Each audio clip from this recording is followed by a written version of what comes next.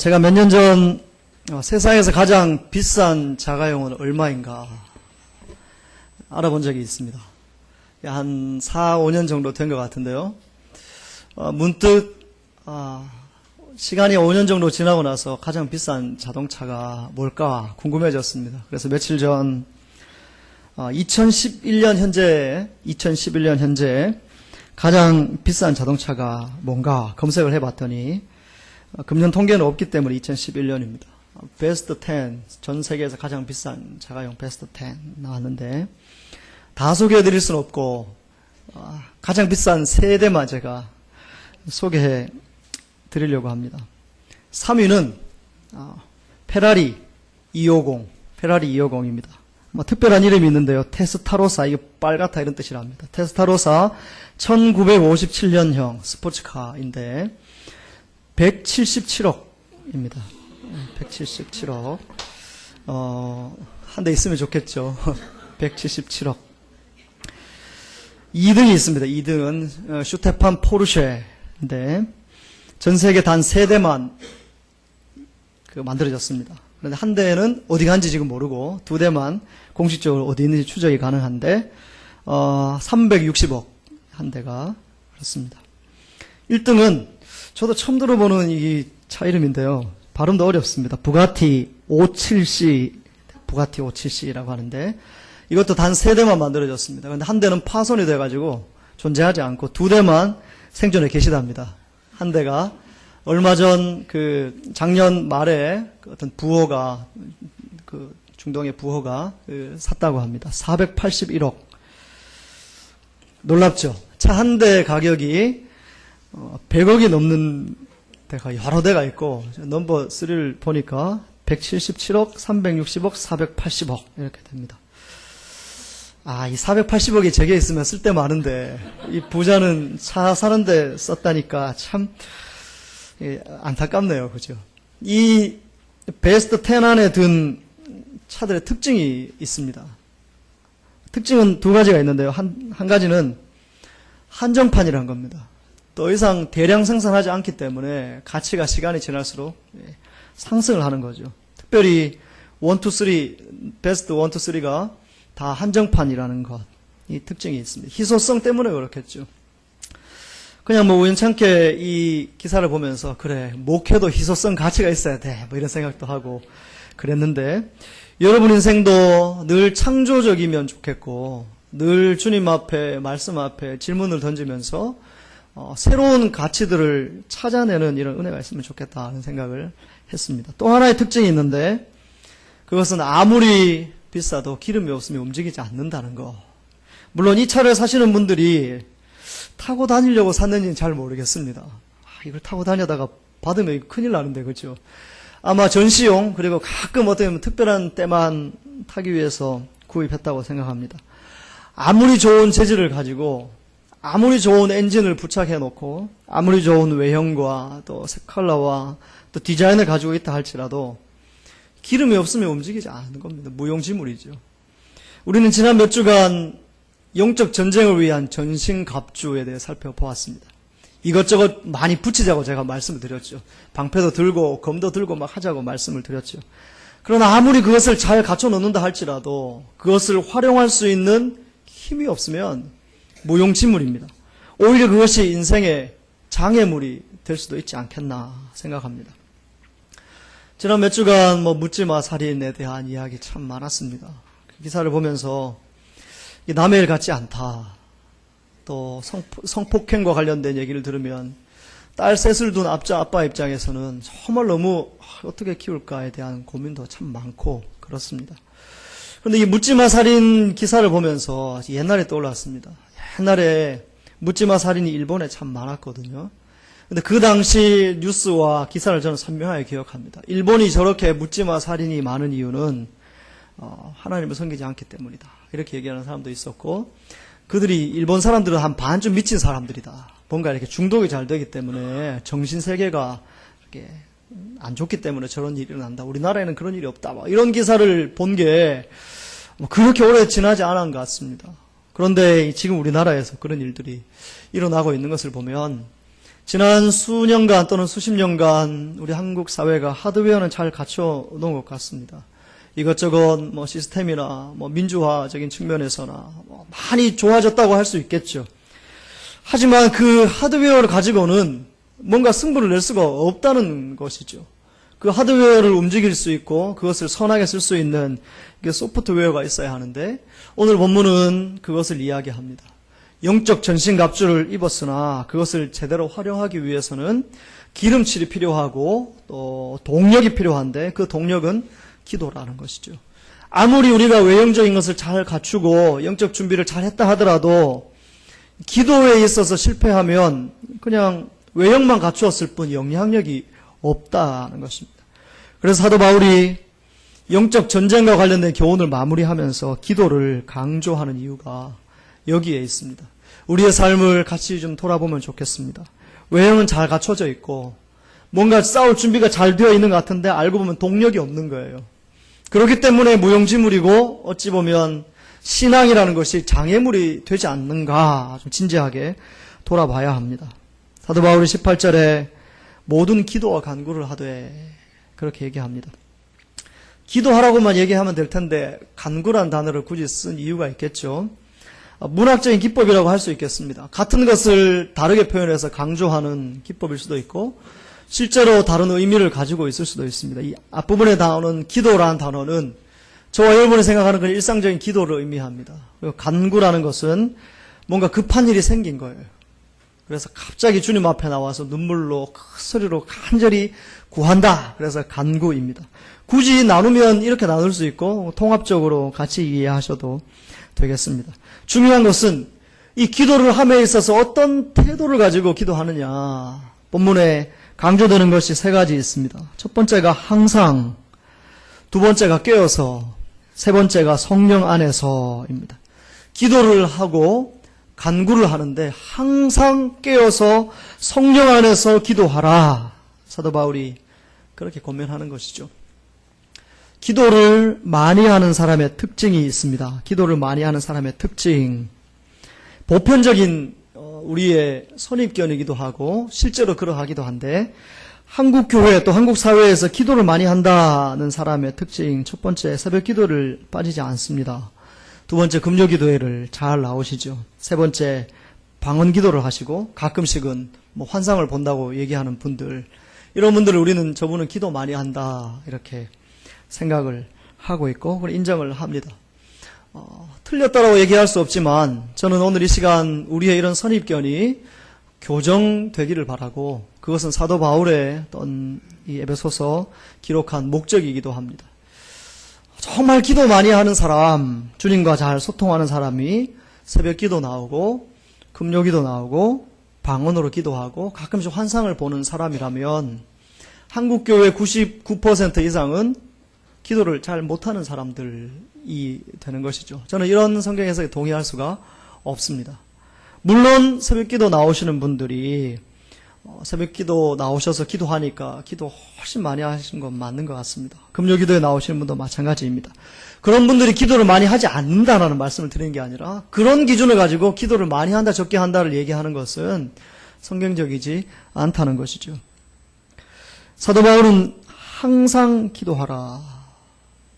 새벽 기도 나오면 기도 열심히 하는 사람이 아니라 항상 기도하는 사람이 기도 많이 하는 사람입니다. 그렇죠. 새벽 기도 나와서 1시간 기도하는 것보다 항상 기도하면 적어도 1시간 이상 기도하지 않겠습니까? 사도 바울은 항상 깨어서라는 단어를 쓰면서 예수 믿는 사람의 절대 기도 분량이 확보되어야 된다라는 것을 얘기합니다.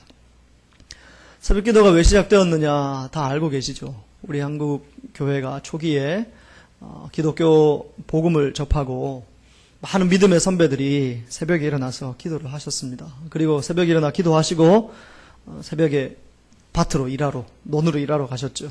그들의 순수한 신앙은 하루 일과를 시작하기 전 하나님 앞에 기도하고 먼저 말씀을 듣자 해서 시작된 게 새벽 기도입니다.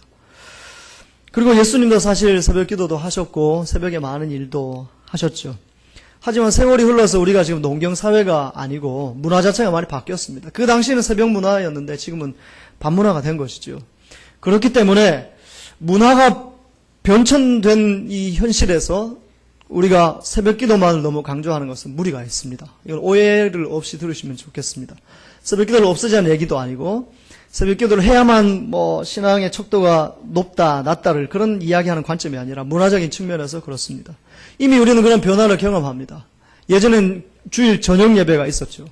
요즘은 주일 저녁 예배가 굉장히 많이 사라지고 있습니다. 그것이 어떤 분들은 교회가 망하는 징조다라고 얘기하지만 저는 그렇게 해석하지 않습니다. 시대가 바뀌고 사람의 패턴이 달라지기 때문에 신앙의 모습도 조금씩 달라져야 하는데 그 중에 하나라고 생각합니다. 하지만 그럼에도 불구하고 새벽기도 나오지 않는 분들이 그런 논리를 가지고 새벽기도 무용론을 얘기하는 것은 틀렸습니다. 그것은 정말 어리석은 일이고 월권행위입니다. 저는 이 시간 이후부터 우리가 이런 얘기를 하면 좋겠습니다. 새벽기도를 앞으로 우리 교회가 하지 말자 이것을 결정하는 것은 운영위원회가 아닙니다. 그리고 목회자가 아닙니다. 새벽기도 나오는 분들이 어느 날 새벽에 모여가지고 우리 앞으로 새벽기도를 할래 하지 말래 결정해야 되는 거죠. 무슨 말씀인지 아시겠죠? 새벽기도 안 나오는 분들이 이건 옛날 거야. 이건 옛날 거기 때문에 이제 안 해도 돼 라고 얘기하는 것은 신앙적으로 맞지 않다는 겁니다. 금요기도에도 마찬가지죠. 하지만 그럼에도 불구하고 우리가 생각해야 할 것은 예수님이 말씀하시는 기도의 분량은 항상이라는 겁니다. 항상. 새벽 기도가 아니고 금요 기도회가 다가 아니라 항상 기도하라는 것이죠. 요즘 전 세계적으로 인기가 있는 곡이 있죠. 우리 한국의 가수 싸이라는 가수가 만든 강남스타일. 그죠? 여러분 한 번씩 다 보셨으리라 생각합니다. 워낙 이 인기가 있다 보니까 음악을 전공했던 분이 이게 도대체 무슨 곡인가 들어봤다고 합니다. 들어봤더니 그분이 이렇게 썼습니다. 이거 도대체 뭐냐? 이게 왜 인기 있는지 모르겠다. 음악적인 가치도 없는데 막 이렇게 혹평을 해뒀더라고요. 근데 저는 그렇게 평가할 수 있는 수준이 안 되니까 이렇게 이해합니다. 뭔가 어필하는 게 있겠지 우리 싸이가 그동안 잘 준비했겠지 이렇게 이해를 하는데 또 다른 측면에서 생각해 보면 이 곡이 한국에서 만들어지고 불려졌는데 어떻게 미국까지 유럽까지 이렇게 가게 됐느냐. 그 이유는 한 가지입니다. 인터넷 문화 때문에 그렇습니다. 예전에는 가수가 전 세계적인 인기를 얻으려면 미국이나 유럽을 갔어야 했습니다. 그래서 예전 가수들은 실제로 많이 갔죠. 그런데 이 싸이는 그렇지 않았습니다. 인터넷을 통해 스마트폰을 통해 각 사람들이 언제 어디서든지 보고 들을 수 있기 때문에 열풍이 일어난 것이죠. 20년 전에 아마 이 곡이 발표됐다면 이렇게 안 됐을 거다 이런 평가도 있지 않습니까? 하나님을 만나는 것은 그런 겁니다. 어느 특정한 장소에 가서 특정한 시간에 꼭 주님을 만나야 신령한 것이 아니라 언제 어디서든지 우리가 스마트폰을 켜서 카카오톡을 확인하고 페이스북을 확인하고 문자를 확인하는 것처럼 언제 어디서든지 하나님을 부르고 하나님을 찾고 하나님 어떻게 해야 될까요? 고민하는 사람, 그 사람이 정말 기도하는 사람이라는 것이죠. 저와 우리 성도 여러분들의 기도 생활이 정말 이렇게 될 수 있기를 주님의 이름을 축원합니다. 언제 어디서든지 주님 어떻게 할까요? 오늘은 제가 조금 불편한 사람 만날 수밖에 없는데 그분과 어떤 대화를 나눠야 할까요? 지혜를 주십시오. 갑작스럽게 어떤 좋은 일이 생겼는데 하나님 참 감사합니다. 주님 영광 돌립니다. 이렇게 삶의 현장에서 주님을 끊임없이 부르는 삶. 스마트폰을 켜서 페이스북을 확인하고 카카오톡을 확인하고 메시지를 확인하는 것보다 훨씬 더 자주 주님을 찾고 주님을 부르는 삶. 그것이 정말 기도하는 삶이라는 것이죠. 오해가 될까 짚고 넘어가야 될 부분이 있습니다. 항상 기도해야 되고 삶의 현장에서 기도해야 되기 때문에 교회에 와서 기도하는 것이 의미가 없다라는 극단주의는 되지 마셨으면 좋겠습니다. 저는 특별히 이 자리에 함께 예배드리는 우리 청소년들 또 청년들 또 젊은 분들과 함께 이런 생각을 좀 나누면 좋겠습니다. 적어도 제가 20년 전 청년 때는 힘든 일 있으면 교회 와서 기도했습니다. 정말 속상한 일 있으면 학교 갈 때 교회 가서 기도하고 다 마치고 집에 갈 때 교회 가서 기도하고 어떨 때는 밤새고 거기서 기도하고 학교 가고 그랬습니다. 그때 항상 기도하는 개념이 없어서 그렇게 기도한 것이 아니라 급하니까 그렇게 되더라고요. 정말 간절하고 정말 주님 나 살려주셔야 된다는 간절함이 있으니까 무릎 꿇게 되고 새벽에 주님 찾게 되고 밤에 주님을 찾게 되더라고요. 정말 급하지 않을 때는 이런 생각이죠. 하나님 제가 꼭 무릎을 꿇어야 됩니까? 하나님 제가 꼭 손을 들어야 됩니까? 이런 생각인데 정말 급하니까 무릎을 꿇게 되고 새벽기도 하게 되고 금요철야 하게 되더라고요. 저는 그런데 참 이상한 생각을 많이 하고 있습니다. 그때보다 사실 지금 살기가 더 어렵습니다. 그죠? 여러분 동의하시죠? 정말 우리나라가 IMF보다 더 힘들다고 얘기하고 청년들도 취업률이 너무 낮아서 힘들다고 얘기하고 청소년들도 문화 때문에 앞으로 대학 진학하는 것도 너무 어렵고 순결함을 유지하기 어렵다고 얘기합니다. 그 어느 때보다 어렵다고 얘기합니다. 그러면 기도해야 되잖아요. 교회 나와서 기도하고 주님 살려달라고 소리 높여 외쳐서 기도하고 눈물 흘리며 기도해야 되잖아요. 그런데 그때는 적어도 저 때는 힘들어서 눈물 흘릴 때는 교회 와서 눈물 흘렸다는 거죠. 그리고 복 달라고 구할 때도 하나님 앞에 복 달라고 기도하면서 교회 앞에 있었다는 거죠. 근데 오늘날 우리가 그 당시의 기도를 평가하면서 너무 기복주의 아니냐, 너무 복 달라고 기도하는 거 아니냐 이렇게 쉽게 얘기는 하지만, 그러나 저는 이렇게 질문을 던집니다. 그때보다 더 힘든데 왜 그때보다 더 기도하지 않느냐? 10년 전보다 지금이 더 힘들면 그때보다 더 많이 기도해야 되는데 왜 기도하지 않는가? 한국 교회에 또 너무 멀리 아니더라도 이 주변의 교회들의 기도의 자리들이 점점 비어가는 것은 이 시대의 불행이고 하나님 앞에서 너무 부끄러운 일입니다. 항상 기도하고 깨어서 기도하는 게 맞습니다. 그러나 지금 그냥 이렇게 편안한 상태로 기도할 수 있는 상황이 아닌 것이죠. 사도 바울이 이야기하는 간구를 해야 되는 시대에 삶의 현장에서도 얼마든지 기도하실 뿐만 아니라 우리가 예배드리는 이 예배 초소에 나와서 기도하고 주님 앞에 몸부림치는 이런 절대 기도 분량이 점점 늘어가는 삶을 살아가시기를 주님의 이름으로 축원드립니다. 또 한 가지 사도 바울이 강조하는 단어는 성령 안에서입니다. 성령 안에서 기도한다. 어떤 의미일까요? 성령 안에서 기도한다. 방언으로 기도한다. 기도하다 뭔가 환상을 경험하고 기도하다 신비한 체험을 한다. 과연 그것일까요? 그렇게 해석하면 99% 한국교회 성도들이 성령 안에서 기도하지 못하는 셈이 됩니다. 우리가 기도할 때 늘 체험을 하나요? 우리가 기도할 때 늘 방언으로 기도합니까? 방언 받은 분보다 받지 않은 분이 훨씬 더 많은데요. 그렇게 해석해서는 안 된다는 것이죠. 성령 안에서 기도한다. 성령은 바람, 생기, 호흡 이런 단어입니다. 성령 안에서 기도한다는 것은 주님과 내가 호흡이 맞다. 호흡이 맞는 기도를 한다 이런 뜻입니다. 뭔가 설명을 하고 있는데 지금 더 추상적이죠. 성령 안에서 기도하라는데 성령과 호흡을 맞추라니까 좀 추상적인데, 박지성 선수가 얼마 전 팀을 옮겼습니다. 알고 계시죠? 좀 약팀으로 옮겼습니다. 이미 시즌이 개막하고 2경기를 했습니다. 첫 번째 경기를 지지난주가 봤습니다. 굉장히 실망스러웠습니다. 박지성 혼자 잘하는 것 같고 나머지 10명은 다 그냥 못하는 것 같아요. 5대0으로 졌습니다. 평가가 선수들끼리 손발이 안 맞다. 그도 그럴 것이 개막하기 전 선수 50% 이상이 다 바뀌었어요. 외부에서 들어온 선수니까 손발 맞출 틈이 없는 거예요. 그러니까 호흡이 안 맞으니까 패스해줘야 될 타이밍에 패스 못하고 패스 받아야 될 타이밍에 패스 안 해주니까 이게 경기가 안 되는 거예요. 5대0으로 진 게 어쩌면 다행인지도 모르겠습니다. 어제 저녁에도 2차 게임을 했는데 1차전보다 좀 손발이 맞더라고요. 기도하는 거 마찬가지입니다. 주님과 내가 손발이 맞아야 기도의 능력이 나타나고 주님과 내가 서로 소통할 수 있어야 이렇게 뭔가 기도에 즐거움이 있는 것이죠. 기도하는데 가면을 쓰고 있고 주님 앞에 내 호흡을 드러내지 않으면 오래 기도해도 그것은 의미가 없는 것입니다. 항상 기도하고 깨어서 기도하라는 것은 기도의 절대 분량을 이야기하는 것이고 성령 안에서 기도하라는 것은 기도의 깊이를 이야기하는 것입니다. 사역자 생활을 시작하면서 고민이 있었습니다. 그것은 사역자는 성도들에게 늘 좀 괜찮게 보여야 한다는 부담감인 것이죠. 왠지 걱정 없는 것처럼 보여야 되고 왠지 늘 하나님 앞에 성령 충만한 것처럼 보여야 되고 상처가 있어도 상처 안 받은 것처럼, 그리고 이제 돌아서서는 혼자 막 고치고 막 이런 삶을 살아야 되는 부담이 있었습니다. 근데 목회 초년병에 얼마나 모르겠어요. 그냥 많이 좀 혼나기도 하고 또 급한 일도 많고 그러다 보니 그때 주님 앞에 이런 생각이 들었습니다. 그냥 이런 어려움들이 있어도 나는 괜찮아. 아마 자기 체면이 굉장했던 것 같습니다. 멀쩡한 척 해야 되고 이런 부담감이 있었죠.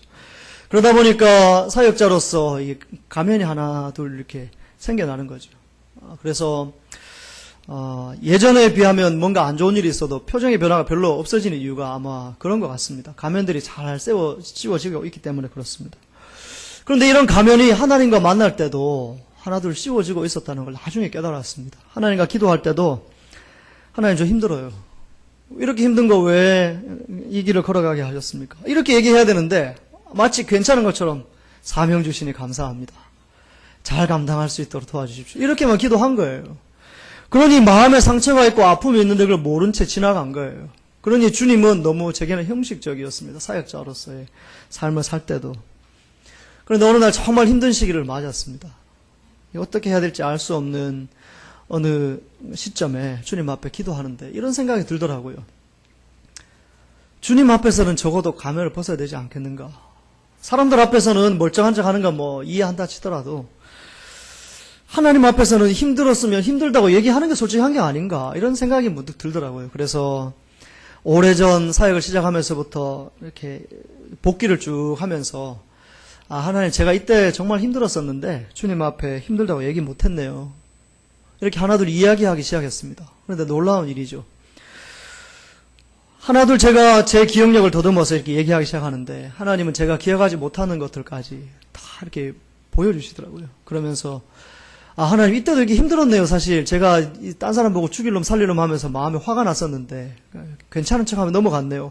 하나둘 깨닫기 시작한 겁니다. 그러면서 하나님 앞에 주님 이때 상처가 있었는데 제가 몰랐네요. 이게 지금 제게 가시가 된 것 같은데요. 했더니 하나님이 마치 이렇게 얘기하시는 것 같아요. 그래 네가 인정하니까 됐어. 그건 다 해결됐고 다음 이렇게 하는 것 같은 거예요. 그러면서 그날 이후로 제가 정말 하나님과 호흡을 맞추는 게 뭔지 좀 깨달았습니다. 하나님 앞에 가면을 자꾸 쓰다 보니까 호흡이 안 맞는 거예요. 주님은 내가 힘들다고 얘기하면 안아줄 준비가 돼 있는데 나는 하나님 앞에 난 괜찮은데요. 뭐 이러고 있으니 호흡이 안 맞는 거예요. 주님과. 성령 안에서 기도한다고 했지만 정말 깊이 있는 성령과의 교제가 없는 기도 생활이 반복되다가 어느 날 이 주님과 이런 대화를 하면서 맞아지기 시작한 겁니다. 그러면서 믿음의 선배들이 했던 기도가 눈에 들어오기 시작한 거예요. 사도 바울이 아니라 다윗이 기도하다가 원수들을 향해서 막 저주를 퍼붓는 기도가 그때 눈에 들어오기 시작하는 거예요. 그렇지 이런 거야.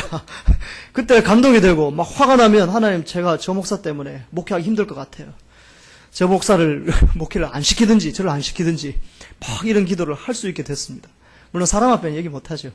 그럼 하나님이 저 사람도 목회해야 되고 너도 목회해야 되는 거야. 이렇게 교정이 되니까 호흡이 막 맞기 시작하는 거죠. 그때부터 기도의 깊이를 경험하게 된 것입니다. 사도 바울이 이야기하는 성령 안에서의 기도는 바로 그런 것입니다. 가면을 좀 내려놓고 힘들면 힘들다, 속상하면 속상하다 얘기하면 주님이 그때부터 호흡을 맞춰주시는 거거든요. 사람 앞에 가면 쓰는 거 벗기가 어렵습니다. 사람들 앞에 나눔하면서 가정사를 얘기하고 내 속상한 거 다 얘기하는 거 어렵습니다. 하지만 주님 앞에서는 그 가면이 있으면 안 되는 것이죠. 그것이 성령 안에서의 기도입니다.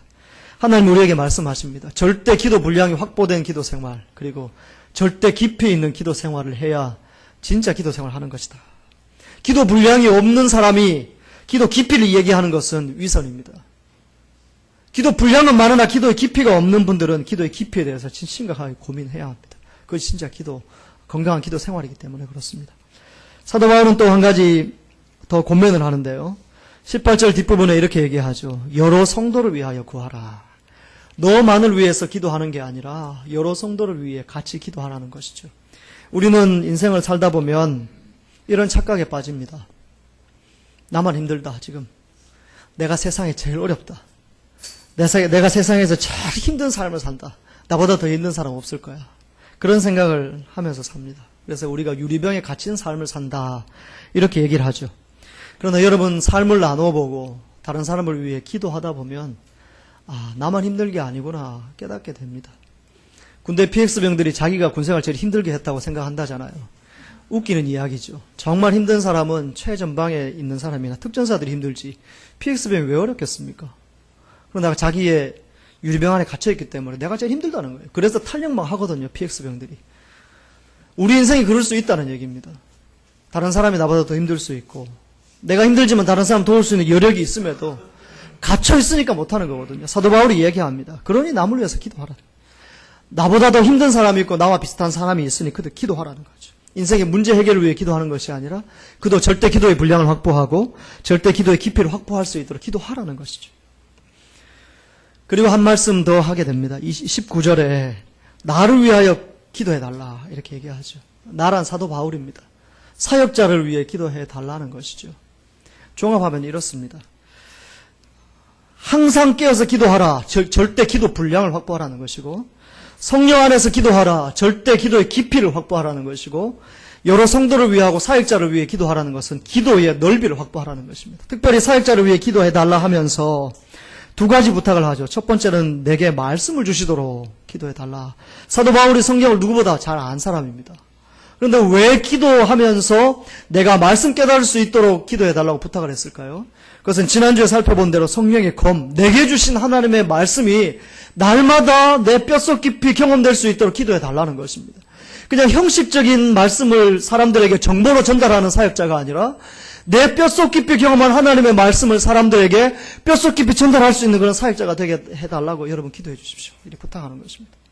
또 하나는 담대히 복음을 전할 수 있도록 기도해 달라는 것인데요. 담대히 복음을 전한다는 이 말씀을 이렇게 우리가 생각할 수 있습니다. 복음을 받아들이기 어려운 나라에 가서 단기 선교죠. 여러 사람들이 모여서 광장에서 막 큰 소리로 찬송하고 예배하고 그리고 그 나라 말로 예수 믿으라고 예수님을 당신은 사랑하십니다 막 얘기하고 이런 것들이 담대한 복음 선포다 우리는 생각을 했습니다. 저도 그런 때가 있었습니다. 물론 담대한 기도 선포인데요. 정말 담대한 기도 하나님의 말씀 선포는 그게 아니라는 것을 요즘 참 많이 깨닫습니다.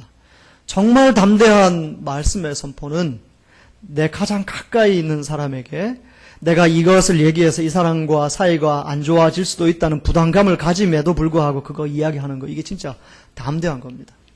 여러분 이해되시죠? 복음을 전해야 되는데 이 얘기하면 이 사람하고 나하고 좀 어색해지기도 하고 뭔가 사업 거래가 좀 잘 안 될 것 같기도 하고 이런 부담감이 있잖아요. 우리가 그 부담감 때문에 복음을 전하지 못하는 경우가 많거든요. 사도 바울은 이것을 극복할 수 있는 용기를 달라고 여러분 기도해 주십시오. 이렇게 얘기하는 겁니다. 하나님 말씀을 전하는 일은 쉽지 않은 일입니다. 매주마다 작품 하나를 창조해야 되는, 하나가 아니라 두 개죠. 오후 예배 또 설교해야 되니까. 두 개가 아니라 더 많습니다. 새벽 기도나 금요 기도에. 근데 이 말씀을 단 몇 분 만에 만들어낼 수는 없는 것이죠. 어떤 경우에는 몇 달 전에 준비하기도 하고 어떤 경우에는 정말 한 주일 동안 고민하면서 이렇게 준비를 합니다. 그런데 참 부담스러운 날은 토요일입니다. 토요일 되도록이면 사람을 만나고 싶지 않습니다. 솔직히 말씀드리면요. 그렇다고 앞으로 뭐 연락하지 말라는 말씀도 아니고 결혼도 하지 말라는 얘기도 아니고 그냥 이렇게 목회자의 심정이라는 것입니다. 왜냐하면 하나님 말씀을 준비를 했는데 토요일 날 누군가를 만났는데 그 말씀하고 딱 맞는 사람을 만난 거예요. 그러면 그 다음날 말씀을 전할 때 부담이 되는 거예요. 혹시 저분이 이 설교 듣다가 나를 향해서 하는 말씀인가? 오해할까봐 걱정이 되는 거예요. 오늘 기도에 대한 얘기를 준비를 했단 말이죠. 만약에 어제 누군가를 만나가지고 저 요즘 기도 없이도 잘 삽니다. 누가 그 얘기를 스쳐 지나면서 했단 얘기죠. 근데 제가 기도에 대해 강조해야 되면 그분이 부담스러운 거예요. 그 다음날 이 얘기 들으면 혹시 부담스럽지 않으실까? 상처받지 않으실까? 목사님이 말씀을 가지고 사람 친다 그럴까봐 염려도 되고, 특별히 오늘은 새벽 기도하고 금요 기도에 대한 얘기를 했잖아요. 그리고 금요 기도에 나온다고 새벽 기도 나온다고 기도 많이 하는 거 아닙니다. 제가 이런 얘기 드리는 거잖아요. 이러면 또 혹시 새벽 기도 나온 분이 상처받지 않을까? 또 이 막 기도를 이렇게 하자고 얘기하는데 또 그동안 안 나온 분들은 또 안 나왔다고 또 잔소리 하시네 할까봐 또 걱정되고, 이게 너무 복잡한 거예요. 그래서 토요일은 되도록이면 혼자 가만히 있고 싶은 심정인데 정말 용기는 이때가 발휘되는 것이죠. 이 사람 때문에 이거 못하고 이 사람 때문에 이거 못하고 이러다가 아무 얘기도 못하는 거예요. 그때 필요한 것이 이 담대함입니다. 성경이 이야기하는 담대함. 그래서 오늘도 굉장히 제가 용기를 내서 지금 설교하고 있는 중입니다. 새벽기도 나온 분들 상처 안 받으시길 바라고 안 나오신 분들은 나오시기를 바라는 마음에서 이런 말씀을 드리는 겁니다. 사도 바울이 이렇게 이야기하는 데는 다 이유가 있습니다. 오늘날 한국 교회가 손가락질 받는 이유가 말씀이 많이 변질되었기 때문이다. 그런 얘기를 종종 듣습니다. 목회자의 문제죠. 목회자가 하나님의 말씀을 더 잘 전하고 그 말씀대로 살아가야 한국 교회가 살아난다고 생각합니다. 그래서 여러분들이 기도하실 때에 나 자신만을 위한 기도가 아니라 주변을 돌아보는 기도, 또 한국 교회를 돌아보는 기도, 특별히 말씀을 가지고 몸부림치는 사역자를 위한 기도를 참 많이 하셔야 된다고 생각합니다. 말씀을 좀 정리하겠습니다. 사도 바울이 기도에 대한 이야기를 하면서 지금 굉장히 감성적으로 얘기하는 것이 아니라 이성적으로 우리에게 가르치고 있습니다. 4가지 기도를 가르쳤는데요. 첫 번째는 항상 깨어서 기도하는 절대 분량이 확보된 기도. 두 번째는 성령 안에서 기도하는 절대 깊이가 경험되어지는 기도. 세 번째는 나만을 위해서 기도하는 것이 아니라 다른 사람들을 돌아보면서 기도할 수 있는 절대 넓이를 확보한 기도. 특별히 말씀 가지고 몸부림치고 있는 사역자들을 위한 기도. 이 4가지를 지금 사도 바울이 권면하는 것입니다. 늘 기도할 때 나 자신을 위한 기도 먼저 하십시오. 나 자신을 위한 기도 먼저 하십시오. 속상하니까 그걸 먼저 기도하십시오. 그리고 주변을 돌아보십시오. 오늘 교회에 와서 이렇게 우리가 인상을 다 살피잖아요. 얼굴에 어두운 물이 있잖아요. 그죠? 그분은 내가 오늘 기도하라고 주님 맡겨주신 분이라 생각하고 기도하시면 됩니다. 하나님, 어떤 집사님 오늘 얼굴 보니 좀 많이 어둡습니다. 어떤 문제가 있는지 걱정이 있는지 잘 모르겠지만 좀 위로해 주십시오. 이렇게 기도하시고, 또 교회에 와서 만나는 사역자들 위해서 기도하시고, 그러면서 주님과 호흡이 날마다 더 맞아지는 기도의 삶을 살아가시기를 주님의 이름으로 축원합니다. 특별히 내일부터 특별 저녁 기도회가 있습니다. 저녁 기도회에 자리를 지켜주시기를 바라고, 기도의 자리 지키시면서 기도하다가 주님과 호흡이 잘 맞고 주님이 기뻐하시는 기도의 자리를 경험하는 저와 여러분 될 수 있기를 주님의 이름으로 축원합니다.